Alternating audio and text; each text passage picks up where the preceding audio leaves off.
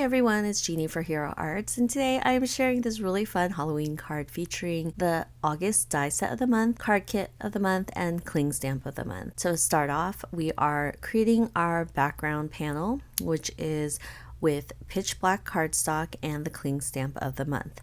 I wanted something really subtle, nothing to take away from the die cuts that we'll be placing on top of this card panel.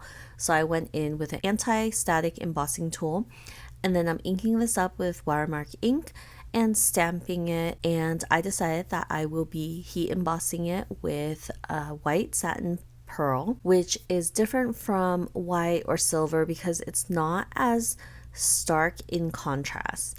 It's more subtle, it's more muted. It was the perfect embossing powder color just to kind of sit in the background without people paying too much attention to it or it being too distracting to the die cuts. I go ahead and I'll heat emboss it, and you see that it does come down to a very subtle, it's almost silvery.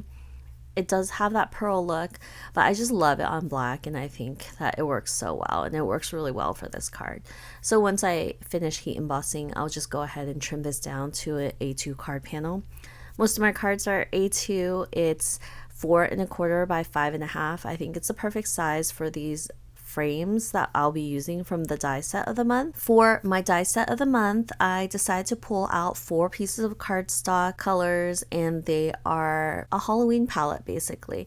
I went with plum, papaya, palm, and mustard. I think these colors just work really well together. We're going to go with a monotone die cut look for all the dies. I have a tendency to overthink my colors, and by sticking with monotone colors, you don't really have to overthink it at all because I'm using 4 colors, and those are the only colors that will be in play, along with black, which is already on our card panel.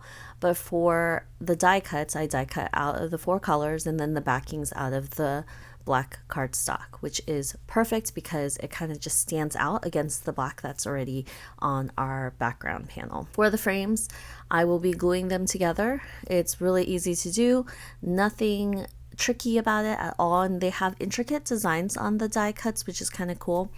And I think the hardest part of this card was trying to figure out the arrangement that I wanted. I only cut out certain frames in certain colors, and I did have to go back and cut some extras because I wanted a variety of the frames, but I also wanted the placement to kind of vary with the colors as well. So that's why it was like the hardest part of this card, but I think it all came together really well, and I'm really happy with how it turned out. I did do a ton of fidgeting, as you see, and moving around, trying to figure out what the best configuration was. For the sentiment, I decided that it was going to go into one of the frames. So I decided to pull a sentiment from the card kit of the month, and it says "Boo to You." Of course, the sentiments are just a straight line, so I had to stack them in a way. So I did some partial stamping and embossing. So for this first part of the sentiment, I just stamped the "Boo to," and my plan is to have "you" right underneath, and it will fit into the square frame that I will be using. Of course, this is a little tricky, but if you have washi tape, you can kind of cover up the portion of the sentiment that you don't want to stamp up, ink it up, and then remove the washi tape and then stamp it. And then I also had a paintbrush just to like brush off any excess embossing powder, because it just tends to happen, especially if I'm messing with watermark ink. It gets a little sticky, it sticks to my hand, and that's why we usually use an anti-static embossing tool to prevent that stickiness. But sometimes with like messing with sentiments, it just gets on your fingers and it just happens. I go ahead and cut out my sentiment in that square frame, and I'll be putting this together. Most of the pieces for this card is done.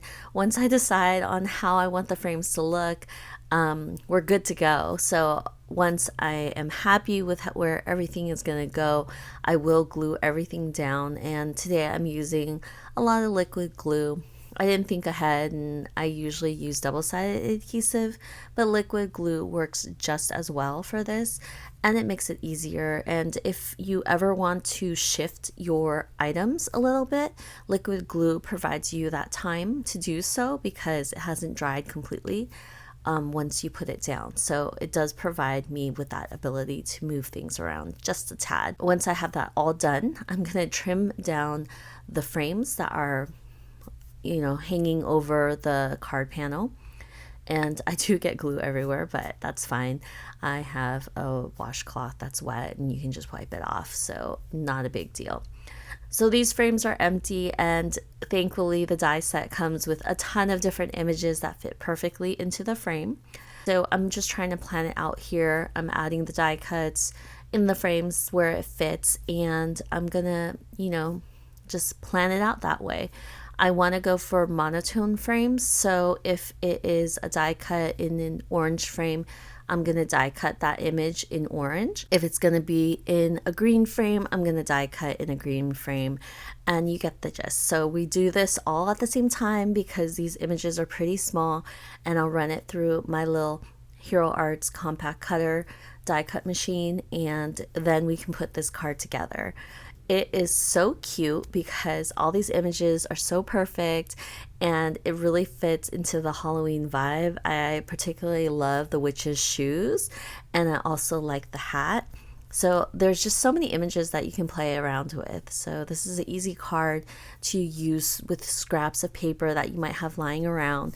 And the monotone look kind of takes the thought out of it. You don't have to think about which colors you want to use, or if you want, you could even alternate the colors and change it up with a yellow frame with a purple image or whatever, but I really like the monotone look for these die cuts. So this card is done, and I am so happy how it came out. I hope you enjoyed it, and I will see you guys next time with another video. Bye bye.